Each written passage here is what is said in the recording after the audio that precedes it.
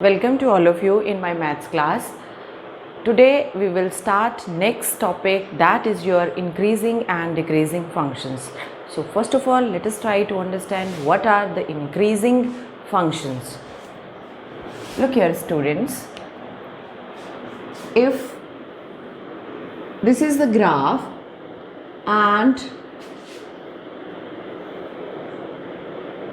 this is x1 and this is x2 and the corresponding values of y, means the curve is y is equal to fx. Okay, so fx1 and the corresponding value of this x2 is fx2. Now you can clearly see here I am writing about increasing function, increasing functions, and इसको मैं लिखूंगी strictly increasing. I will tell you, I will explain you why it is written as strictly increasing. Look here students, if x1 is less than x2, x1 is less than x2 and fx1 is less than fx2 and fx1 is less than fx2, this is strict inequality. This implies fx is a strictly increasing function. Strictly increasing के लिए I will use this upward arrow, increasing function. Now if the function is like this, function is increasing, then it is constant, again it's increasing, again it's a constant.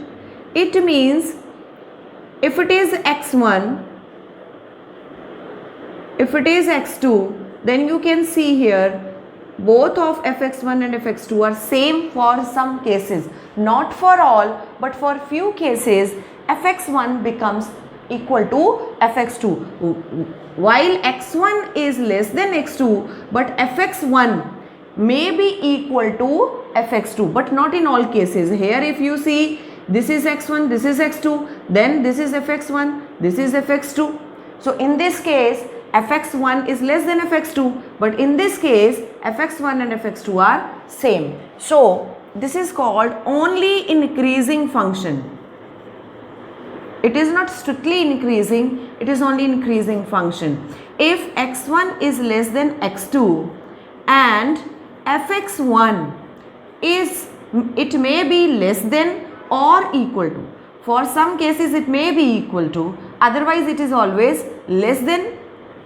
This fx2 is less than fx2. In this case fx is said to be increasing function, only increasing function is increasing function. Okay, it is not strictly increasing, but here it is strictly inequality, therefore it is strictly increasing. Here it is not strictly inequality in this case, therefore it is only increasing function. Hanji students, now come to decreasing function. I have drawn this graph. Look here, if the graph is like this, here x1, for x1 this is your fx1 and for this x2 corresponding value is fx2. Okay, now you can clearly see this x1 and x2, if you compare these two, then x1 is smaller than x2, x1 is smaller than x2, but if you compare this fx1 and fx2, then fx2 is smaller than fx2. fx2 is smaller than fx2, fx2 is smaller than fx1. So this means this function is strictly increasing.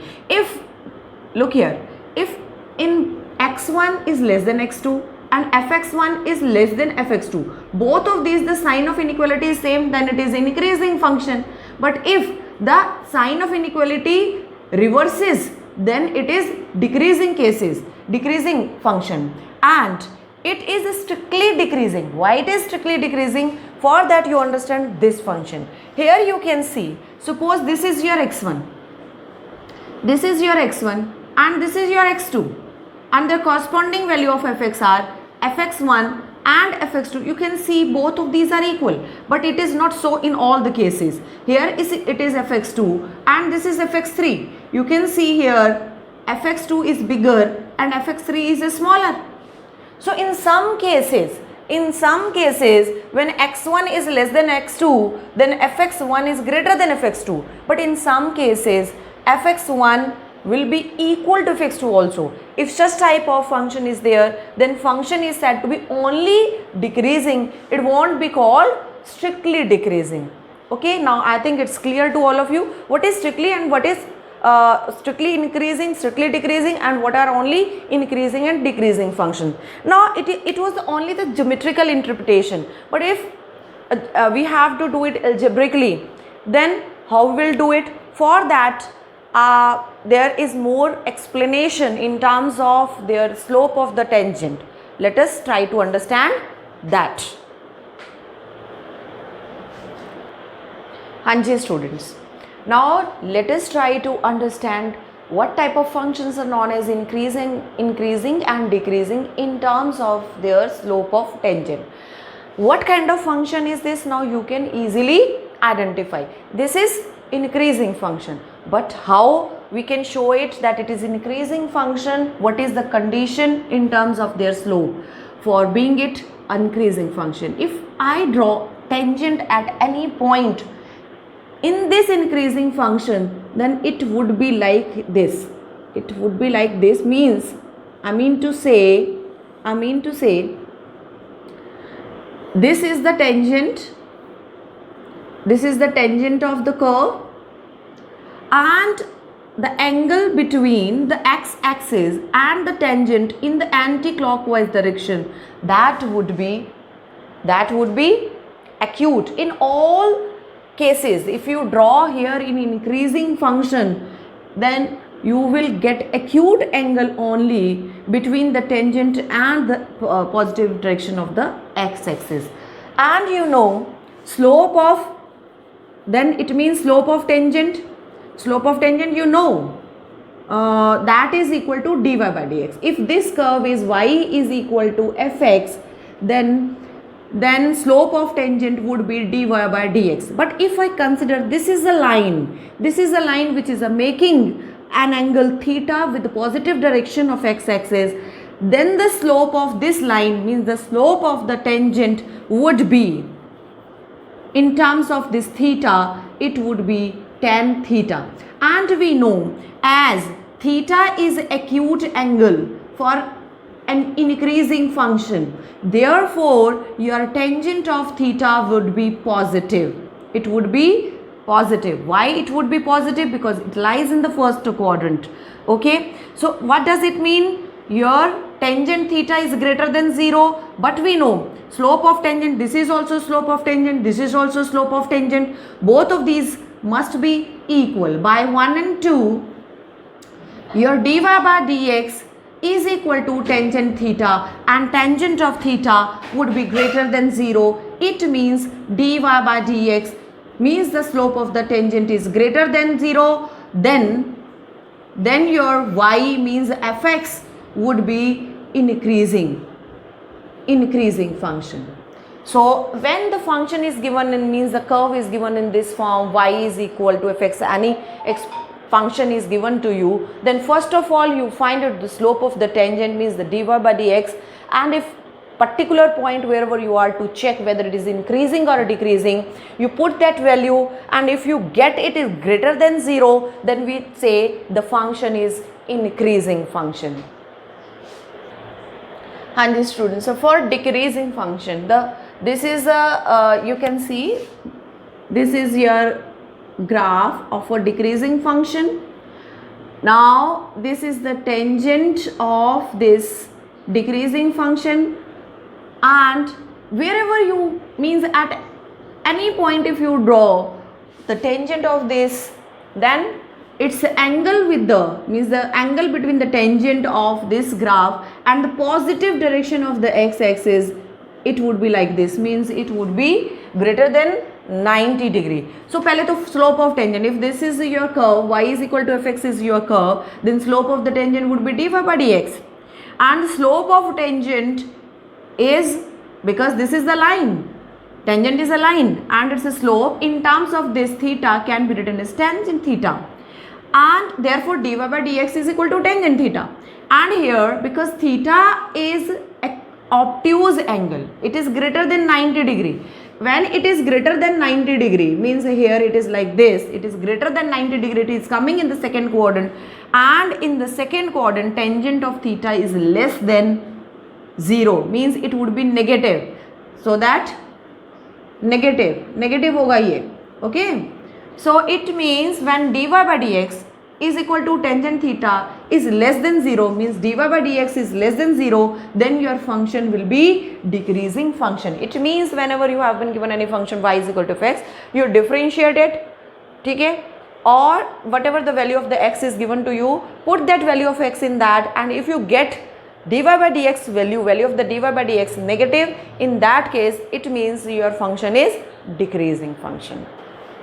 Now students, I have drawn graph of one more function. This is y is equal to fx. Then you can see this function is increasing from here to here. It is increasing, and suppose this is point A and this is B. In between this interval A to B, from here suppose this is C1, from A to C1 the function is increasing, then from C1 to C2 this function is decreasing, from C2 to C3 again function is increasing, and from C3 to B the function is again decreasing. If such kind of function is, means in the previous cases whatever the functions I had drawn, those were either strictly increasing or strictly decreasing. But here we can say, see here, for some interval it is increasing, for some it is decreasing. But if I ask to check the function whether it's increasing or decreasing from A to B, A से B के बीच में check करने के लिए बोला जाए, then there are some intervals where it is increasing and for some intervals it is decreasing. Then we say this function fx is, हम वैसे कहेंगे fx is increasing in A to C1, ठीक है, fx A to C1 union और कहाँ कहाँ increase कर रहा है, C2 to C3, C2 to C3 में भी इंक्रीज कर रहा है, C2 to C3, okay, but and fx is decreasing, कहाँ पर डिक्रीज कर रहा है, C1 to C2 में डिक्रीज कर रहा है, C1 to C2 is decreasing, then again it is decreasing here in this case also, means union C3 to B it is decreasing, okay. But if we talk about the whole interval, in that case we would say it is neither increasing nor decreasing, but fx is neither increasing nor decreasing in A to B. A से B की बात करेंगे, from for the whole interval it's neither increasing nor decreasing. Why? Because for some interval it's increasing in that bigger interval, there are some intervals where it is increasing and for some it is decreasing, okay. But for the smaller intervals we will say it is increasing here and it is decreasing here. And students, one thing more, you can as I told you just before this, that if the slope of the tangent is positive, then देखिए, I told you if f dash x means the slope of the tangent is greater than 0, then fx is increasing, है ना. And second point I told you, f dash x, if f dash x is less than 0, then fx is decreasing. देखिए यहाँ पर सारे में f dash x positive है, यहाँ सारे में f dash x negative less than 0 होगा, लेकिन at this point C1, you know, your tangent would be like this and that will be parallel to your x-axis, that will be parallel. At this point also your tangent would be parallel to x-axis, at your C3 also your tangent would be parallel to x-axis. So where tangent is parallel to x-axis, the slope of the tangent would be 0. So if f dash x is equal to 0, then tangent is parallel to x-axis, okay. And these are the critical points, these are called the critical points, and the points where f dash x is equal to 0 are called critical points. क्यों critical points हैं? देखिए ये C1 है जहाँ पर ये turning points, critical points, turning points हैं, क्योंकि ये C1 है जहाँ पर slope of the tangent is here, means the tangent is parallel to x axis and slope of the tangent is equal to 0। इससे पहले आप देखो तो फंक्शन इंक्रीज कर रहा है, इसके बाद में देखो तो फंक्शन डिक्रीज कर रहा है। ऐसे C2 के लिए, C2 पर तो स्लोप 0 है, यानी dy बाई डी एक्स, यहाँ पर तो dy बाई डी एक्स क्या है? 0 है ना, dy बाई डी एक्स 0 है, लेकिन इससे पहले डिक्रीज कर रहा है, तो यहाँ पर क्या होगा? dy by d x less than 0 होगा, और इसके बाद क्या होगा? यहाँ पर dy बाई डी एक्स यहाँ इंक्रीज कर गया, तो dy बाई डी एक्स इस केस के लिए पॉजिटिव होगा। यहाँ भी इंक्रीज कर रहा है, तो यहाँ पर भी dy बाई डी एक्स क्या होगा? Greater than 0। अब यहाँ पर क्योंकि ये पैरेलल टू एक्स एक्सिस है, इस पॉइंट पर क्या होगा? आपका dy बाई डी एक्स 0 है ना, यहाँ पर ग्रेटर देन 0 है और ये डिक्रीज कर रहा है, तो यहाँ पर dy by d x less than 0 है। यानी कि क्रिटिकल पॉइंट्स के लेफ्ट में अगर फंक्शन डिक्रीज कर रहा है तो दूसरी साइड इंक्रीज करेगा, अगर इधर इंक्रीज कर रहा है तो इधर डिक्रीज करेगा। तो इट मीन्स हमें ये निकालना है कि function is increasing and decreasing in what intervals. It means we are to find out the critical points first of all, and how can we find out the critical points? by taking dy by dx is equal to 0, because wherever the dy by dx will be equal to 0, there will be your turning point. And the students, now I am starting here exercise 6.2. I have written first 3 questions here. You have to check. It is both of these are increasing for all real numbers. So let us start. If f dash x, सबसे पहले देखो increasing decreasing का question है या tangent normals का question है। First of all you need to find out the derivative of the given function. तो सबसे पहले क्यों निकालेंगे? क्योंकि हमें dy by d x is equal to 0 निकालना है, या dy बाई डी एक्स जो है आपका वही तो स्लोप ऑफ टेंजेंट है। अगर स्लोप ऑफ टेंजेंट पॉजिटिव होगा यानी dy by d x positive होगा, जहाँ जहाँ पॉजिटिव होगा वहाँ फंक्शन इंक्रीजिंग है, जहाँ जहाँ dy by d x less than 0 होगा वहाँ फंक्शन डिक्रीजिंग है। अब यहाँ पर देखो एफ डैश एक्स कितना आ गया? 3 आया, ओके 3, और 3 तो अब it is independent of x. जो एफ डैश एक्स आया that is independent of x, यानी कि ये तो हमेशा ही पॉजिटिव रहेगा।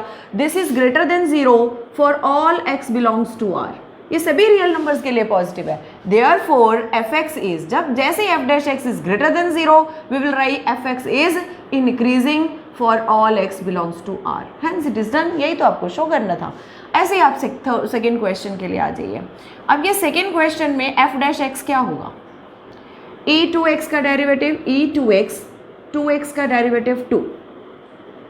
अब आप देखिए अगर यहाँ पर नेगेटिव वैल्यू लेते हैं तो ये क्या हो जाएगा? 2 upon e raise to power 2 into जो भी आपने नेगेटिव वैल्यू ली तो नीचे आ जाएगा, तब भी ये पॉजिटिव है क्योंकि ये पॉजिटिव है, ठीक है। तो ये फंक्शन x की वैल्यू चाहे पॉजिटिव हो तब तो पॉजिटिव होगा ही, नेगेटिव होगा even in that case also it would be positive, ठीक है। तो f dash x is greater than 0 for all x belongs to R, चाहे वो x पॉजिटिव है चाहे वो x नेगेटिव है चाहे कुछ भी है, it would be positive. Therefore f x is increasing for all x belongs to R. अब आ जाइए आप थर्ड क्वेश्चन पर।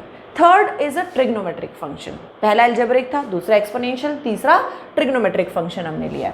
तो तीसरे क्वेश्चन में आप अगर देखें उसमें है साइन एक्स। अब साइन एक्स का डेरिवेटिव क्या होगा जी? Cos x. आपको बोला है फर्स्ट पार्ट में, अब देखो कॉस एक्स के लिए मैं देखूं, कॉस एक्स यहाँ पॉजिटिव है, कॉस एक्स सेकेंड में नेगेटिव होता है, कॉस एक्स थर्ड में नेगेटिव है और फोर्थ में पॉजिटिव होता है। You know cos x is positive in first and fourth quadrant and negative in second and third quadrant. अब पहले 0 to π/2, 0 to π/2 के बारे में पूछा गया यानी फर्स्ट क्वाड्रेंट में। तो एफ डैश एक्स यानी कि cos x is positive in 0 to π/2, इस इंटरवल में पॉजिटिव है। देयरफॉर एफ एक्स, क्योंकि एफ डैश एक्स यहाँ पॉजिटिव आ गया, therefore f x is increasing in this interval. Okay, this is your first part done. Now come to second part. Second part क्या है आपका? उसमें f dash x is equal to cos x देखना है किस interval में? π/2 to π, π/2 to π। यहाँ पर क्या साइन है? कॉस एक्स का नेगेटिव होता है, ये नेगेटिव होता है इन पाई बाय 2 टू पाई, इस इंटरवल में पाई बाय 2 टू पाई में ये नेगेटिव है, यानी एफ डैश एक्स नेगेटिव आ गया।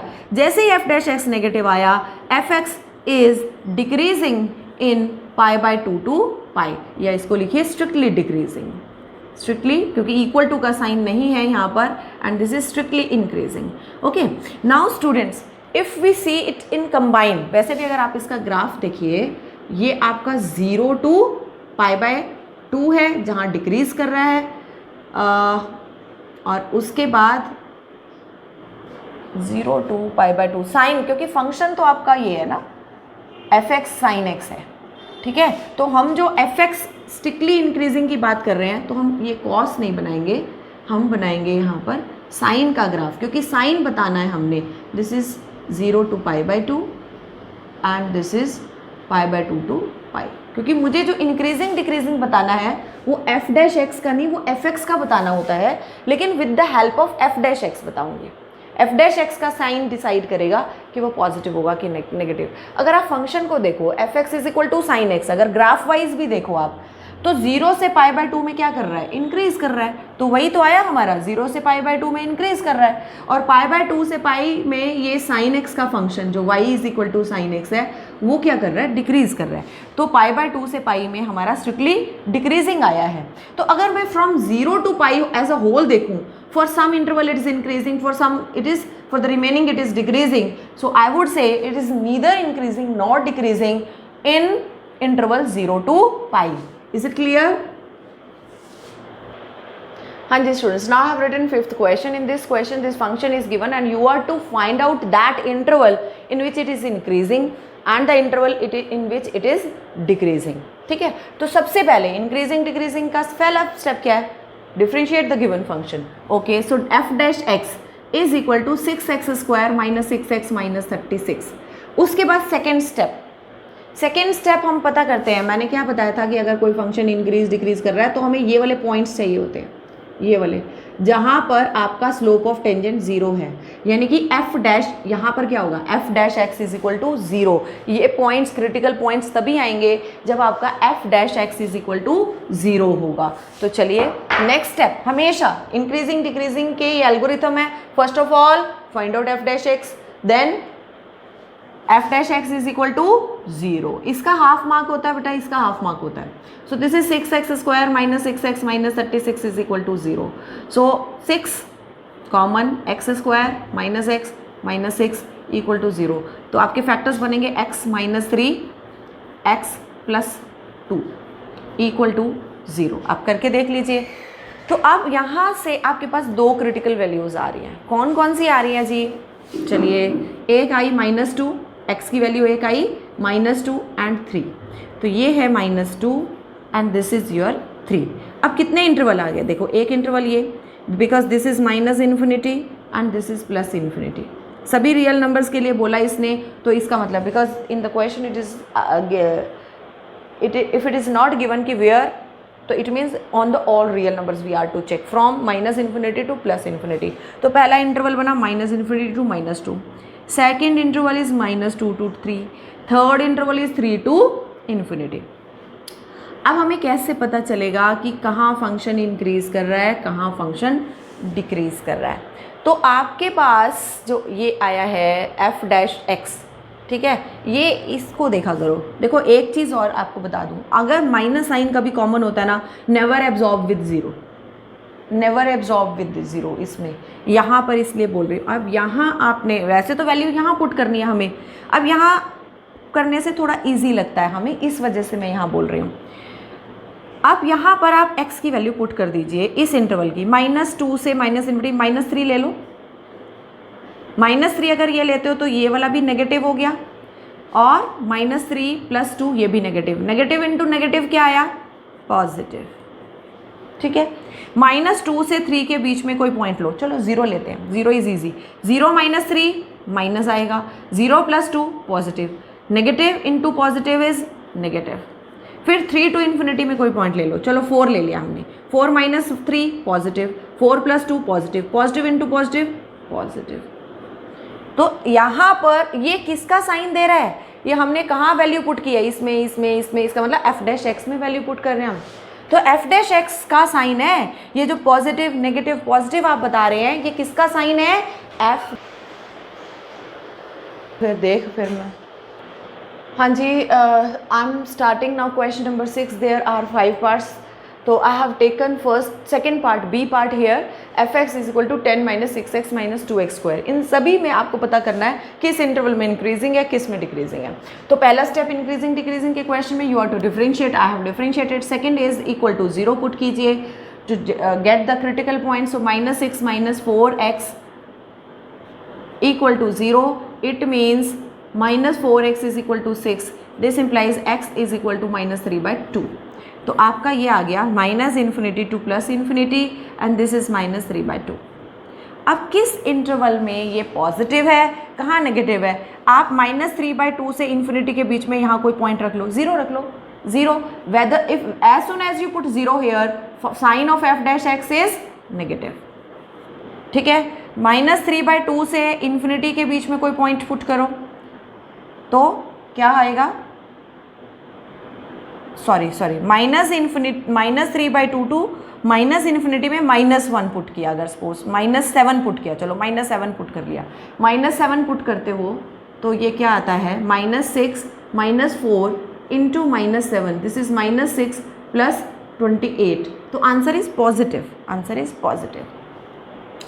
And here now from -3 by 2 to infinity के बीच में ये है -1.5. -1.5 और इन्फिनिटी के बीच में 0 आता है ना? तो 0 put here now then it will be negative. It would be negative because ये किसके साइन बताते हैं हम? ये बताते हैं हम एफ डैश एक्स. इसीलिए मैंने वैल्यूज़ जो पुट की यहाँ पर, एक्स की जो वैल्यू पुट की है, ये एक्स की वैल्यूज़ हैं, ये एक्स की, ये मैंने यहाँ एफ डैश एक्स में पुट की हैं क्योंकि मुझे एफ डैश एक्स का साइन पता करना है. तो यहाँ पर पॉजिटिव, इधर नेगेटिव. ठीक है, आप कोई भी वैल्यू लेके यहाँ से यहाँ के बीच में कोई भी वैल्यू रख के आप साइन पता कर सकते हैं. तो अब हम इसको लिखेंगे कैसे? देखिए लिखने का तरीका. Now F dash x is greater than 0 in interval minus infinity to minus 3 by 2. This implies fx. इसलिए ये क्योंकि f dash x जो है ये पॉजिटिव है इस इंटरवल में, इसलिए ये जो आपका फंक्शन है fx is increasing in this interval minus infinity to minus 3 by 2. ठीक है जी, ये आ गया आपके पास. अब सेकेंडली आ जाइए आप दूसरा इंटरवल. उसमें ये साइन किसका होता है? ये जो positive negative F dash x के साइन है ये. तो एफ डैश एक्स यानी कि ये लेस देन 0 है in which interval -3 by 2 to plus infinity. This implies F x is decreasing in interval -3 by 2 to infinity. So this is also done. Next question, I have taken the C part of question number 6. In this question, the function is this. So, f dash x will be minus 6x square minus 18x minus 12. Next step क्या होता है? पहला f dash x निकालना है, फिर f dash x is equal to 0 put करना है. तो f dash x is equal to 0 means minus 6x square minus 18x minus 12 equal to 0. Okay जी, minus 6 is common. Okay, x square minus plus हो जाएगा 3x plus 2 equal to 0. तो ये हो जाएगा -6 x plus 2 x plus 1 equal to 0. एक चीज़ बेटा ध्यान से सुन लो, कभी भी यहाँ इंक्रीजिंग डिक्रीजिंग के क्वेश्चन को नेगेटिव को इधर एब्जॉर्ब मत करना 0 के साथ. कई बच्चे कर देते हैं, ये -6 इधर चला गया, ख़त्म हो गया, आपका आंसर आने में मुश्किल होगी फिर. ठीक है, अब मुझे बताइए क्रिटिकल पॉइंट्स क्या है. x plus 2 is equal to 0 से x minus 2, x plus 1 equal to 0 से -1.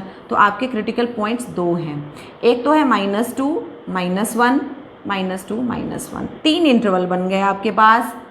ठीक है, एक तो ये है -infinity to -2 -2 to -1 and -1 to infinity. चलिए अब हम इनके साइन देखें. अब यहाँ पुट करेंगे तो सबसे पहले -इन्फिनिटी से -2 के बीच में -3 ले लें. -3 लेते हैं तो -3 plus 2 negative, this is also negative, this is also negative. 3 negative आ गए, negative into negative into negative, minus minus minus. पहले केस में minus minus minus, 3 minus multiply होके नेगेटिव आएगा. ठीक है, अब ले लीजिए -2 और -1 के बीच में -1.5 -1.5 लेते हैं, -1.5 रखोगे, अच्छा पहला वाला तो नेगेटिव ही है, इसको -1.5 + 2 रखोगे तो ये पॉजिटिव आ जाएगा, क्योंकि 2 इज़ बिगर देन 1.5, -1.5। अब यहाँ पर -1.5 और ये +1, यहाँ पर -1.5 इज़ बिगर, तो उसका साइन आएगा, तो माइनस प्लस माइनस मल्टीप्लाई होके प्लस आएगा। अब आ जाइए -1 से इन्फिनिटी के बीच का कोई पॉइंट, 0 रख लीजिए। 0 रखेंगे तो ये तो खैर फिक्स ही है हमारा नेगेटिव, 0 रखेंगे तो ये पॉजिटिव हो गया, 0 रखोगे तो ये भी पॉजिटिव आएगा, positive positive negative is negative, ठीक है, ये नेगेटिव। तो हमारा ये किसके साइन होते हैं, ये जो हम साइन लगाते हैं, जल्दी रिकॉल कीजिए, it is of sine, all these are the signs of f'(x), बिल्कुल। तो f'(x) इज कौन से दो इंटरवल में नेगेटिव है वो, it is less than 0, negative means less than 0, कौन से इंटरवल में, -∞ to -2, okay, union -1 to ∞, okay. तो जहाँ ये लेस देन 0 है वहाँ फंक्शन क्या होगा, decreasing in this interval, union -1 to ∞, good. Now after this, जहां साइन आपका f'(x) का पॉजिटिव है, f'(x) is greater than 0 in which interval, -2 to -1, therefore f(x) is increasing in -2 to -1। हाँ जी, now I am taking last question of today's lecture, that is the E part of 6th question, f(x) = x + 1 cube into x - 3 cube. पहले differentiate किया इसको, product rule से it will be differentiated, पहले इसका derivative लेंगे, this will be written as it is, plus then I have taken differentiation of this, then this function will be written as it is, this is common, so I have taken out common, so whatever is left that is this. तो ये आपके पास f'(x) आ गया। Next step क्या होता है, f'(x) = 0, तो यानी कि all this will become equal to 0। इससे क्रिटिकल पॉइंट यहाँ से आया x = -1, यहाँ से आया x = 3, यहाँ से आया आपके पास x = 1। I have taken all these points on the real number line from -∞ to ∞, these are -1, then second is 1, then this 3. Now we will put the values of means any value of x from first interval, पहले interval, फिर दूसरा, फिर तीसरा, फिर चौथा, ठीक है।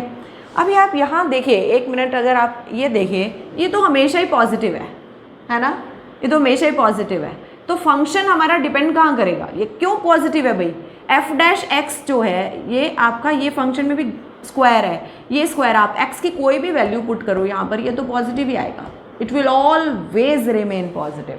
तो अब आपका डिपेंड जो करना है वो इसी के ऊपर करना है, 2x - 2 के ऊपर, यानी x = 1। चलिए let us see what happens.